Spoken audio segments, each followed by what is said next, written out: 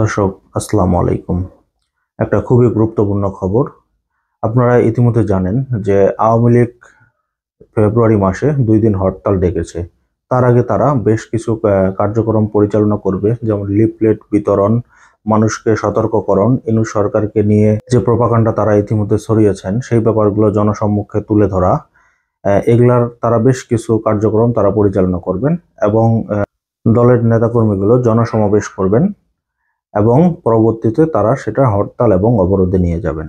তবে আওয়ামী লীগের নেতাকর্মীগুলো যেহেতু সবাই পলাতক রয়েছে, তাদের এখন মূল ভরসা হচ্ছে তৃণমূলের নেতাকর্মীরা। কিন্তু এই তৃণমূল নেতাকর্মীগুলো কি আন্দোলনে যোগ দেবে কিনা, এটা নিয়ে ব্যাপক প্রশ্ন উঠেছে ইতিমধ্যে। তবে অনেকেই বলছেন যে মূল দলের নেতাগুলো দেশের বাইরে রয়েছে, তৃণমূলের নেতাগুলো কি জন্য পুলিশের কাছে ধরা খেতে যাবে বা সাধারণ জনগণের কাছে আবার তারা মারমুখী কোনো কিছুর শিকার হোক, এটা তারা হতে চাচ্ছেন না। অনেক নেতাকর্মী এখনো পলাতক রয়েছে।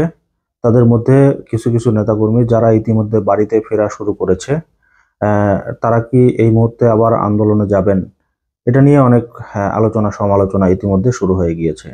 তবে তৃণমূল কর্মীরা কি বলছেন, এটা নিয়ে একটা নিউজ করেছে বিবিসি বাংলা। বিবিসি বাংলার প্রতিবেদনে যে তথ্য উঠে এসেছে সেটাই আপনাদের সামনে শেয়ার করছি। বিবিসি বাংলার খবরে বলা হয়েছে, গণ অভ্যুত্থানে শেখ হাসিনা সরকার পতনের পর মামলা হামলার ভয়ে বেশিরভাগ এলাকায় আওয়ামী লীগের নেতাকর্মীগুলো গা ঢাকা দিয়েছেন। গত কয়েক মাস পরিস্থিতি কিছুটা শান্ত হয়ে আসায় তাদের কেউ কেউ নিজ এলাকায় ফিরতে শুরু করেছে। এর মধ্যে ফেব্রুয়ারিতে আওয়ামী লীগের হরতাল অবরোধ কর্মসূচিকে ঘিরে তৃণমূলের মিশ্র প্রতিক্রিয়া লক্ষ্য করা যাচ্ছে। নেতাকর্মীদের অনেকেই মনে করছে নতুন কর্মসূচি ঘোষণা করে তাদেরকে বিপদের মুখে ঠেলে দেওয়া হচ্ছে, যদিও তারা কেউ নাম প্রকাশ করতে চাননি। আপনারা ইতিমধ্যে দেখেছেন যে আওয়ামী লীগের নেতাকর্মীরা এখন কতটা ভীত সন্ত্রস্ত এবং তারা কিন্তু জনসম্মুখে প্রকাশ্যে আসতেও কিন্তু ভয় পাচ্ছে। ইতিমধ্যেই কিন্তু বেশ কিছু ভার্সিটি বা বেশ কিছু এলাকায় কিন্তু তাদের নেতাকর্মীগুলোকে যেখানে প্রকাশ্যে পেয়েছে ধরে কিন্তু পুলিশে দেওয়া হয়েছে। তো তৃণমূলের নেতাকর্মীগুলো কি এই রিস্ক নেবেন? ইতিমধ্যেই কিন্তু অনেকেই বলা শুরু করে দিয়েছেন যে আওয়ামী লীগের এখন কোনো নেতাকর্মী মাঠে নেই, তারা কি তাদের হরতাল কি ফেসবুকে করবে? খবরে আরো বলা হয়েছে, মামলা হামলার ভয়ে আমরা এমনিতেই বাড়িঘরে থাকতে পারতেছি না, এর মধ্যে দলীয় কর্মসূচি পালন করতে যাওয়া মানে নিশ্চিত গ্রেপ্তার। বিবিসি বাংলাকে বলেছিলেন আওয়ামী লীগের ইউনিয়ন পর্যায়ের এক নেতা। এমন একটা পরিস্থিতি তৈরি হয়েছে যেখানে তৃণমূল ইউনিয়ন থেকে শুরু করে উচ্চ পর্যায়ে যত নেতা রয়েছে সবাই কিন্তু পলাতক রয়েছেন।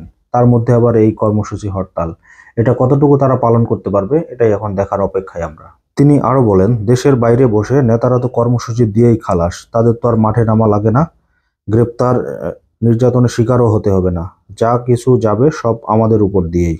একই সুরে কথা বলছেন তৃণমূলের অনেক নেতাও। পরিস্থিতি পুরোপুরি স্বাভাবিক না হওয়া পর্যন্ত তারা দলীয় কোনো কর্মসূচিতে অংশ নেবেন না বলে জানিয়েছেন কেউ কেউ। কর্মসূচি দিয়েছে ভালো কথা, সিনিয়র নেতারা আগে মাঠে নামুক, তারপর আমরাও মাঠে নামবো বলে তৃণমূলের আরেক আওয়ামী লীগ নেতা। আমরা আন্দোলন করে সুদিন ফিরিয়ে আনবো, এরপরে গায়েবী নেতারা এসে রাজত্ব করবে, কোটি কোটি টাকা কামাবে, এবার সেটা হবে না বলেছিলেন তিনি। তবে কর্মসূচিকে স্বাগত জানিয়েছেন কেউ কেউ, এতে কর্মীদের মনোবল বাড়বে, দলও চাঙ্গা হবে বলে আওয়ামী লীগের জেলা পর্যায়ের এক নেতা। এই হচ্ছে বিবিসি বাংলার খবর। তবে তৃণমূল কর্মীরা যেই কথা বলেছেন সেই কথাগুলোর সাথে আমি একমত, কারণ সব থেকে বঞ্চিত হয় কিন্তু এই তৃণমূল কর্মীরাই। ভবিষ্যতে যদি আবার আওয়ামী লীগ ক্ষমতায় আসে তাহলে এই পলাতক নেতারাই কিন্তু লাভবান হবে এবং তারাই আবার ক্ষমতায় এসে হাজার হাজার কোটি টাকা লুটপাট করবে, দেশের বাইরে পাচার করবে। কিন্তু তৃণমূল কর্মীরা এই এখন যে অবস্থায় আছে তখনও ঠিক একই পরিস্থিতি থাকবে এবং যাদের আন্দোলনের ফলে আবার আওয়ামী লীগ ক্ষমতায় আসার একটা স্বপ্ন দেখে, তাদেরকেই পরে এই নেতারা আর দেখতে পারবে না এবং তাদের কাছে কোনো কাজের জন্য গেলে তখন তাদের অবহেলার শিকার হতে হবে। তবে এখন দেখার অপেক্ষায় সর্বশেষ পরিস্থিতি কোন দিকে যায় এবং আওয়ামী লীগের নেতাকর্মীগুলো তো বরাবরই বলছে যে 26শে মার্চের মধ্যে তারা দেশে আসবে। তো এখন তারা দেশে ফিরেন কিনা।